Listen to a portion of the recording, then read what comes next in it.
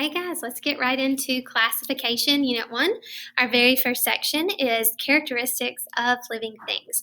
You are going to need to define these 7 characteristics of living organisms. We have growth, movement, sensitivity, excretion, reproduction, nutrition, and respiration. When defining these in your textbook, always make sure you come to the section with the S, because those are the definitions that you will be tested on, not the basic ones if you see them elsewhere listed, okay? Now, when we get into these can be used in what's called a mnemonic device. That's where we take the first letter of each word and we form another word so we can help remember it a little bit easier. So for these words, they all come together and make something called Ms. GREN, MRSGREN. It stands for movement, respiration, sensitivity, growth, reproduction, excretion, nutrition. Okay? Now, most of these are pretty self-explanatory. Growth means you're growing in size, you're growing in cells. Movement, I can move around my body, but also think plants, they move to shift with the sunlight.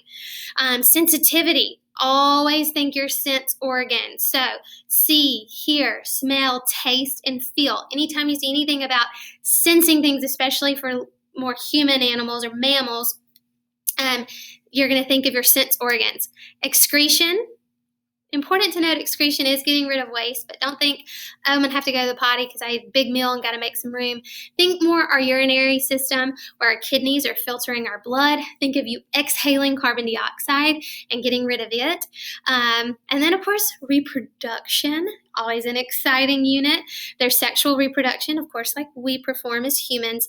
And then asexual reproduction, where one organism produces one identical organism is in and of itself. You can also hear the phrases heredity, adaptations, and evolution when we're talking about reproduction, depending on if we're in the state curriculum or the Cambridge curriculum.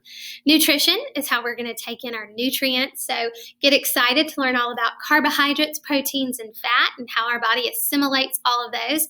And then finally, respiration. Now, respiration most people think of as breathing. Do not get caught up in getting confused on that. Don't think breathing, think on a cellular level.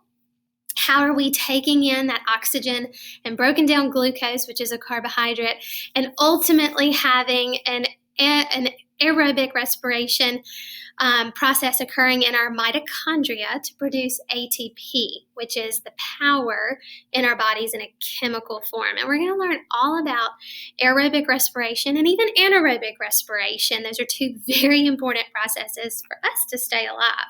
So go ahead, get these definitions in your notes. Also read through this section. So 1.1 is what you want to have read and have everything ready to go for your Check for Understanding quiz that we will take the next time we see each other. All right, good luck, guys.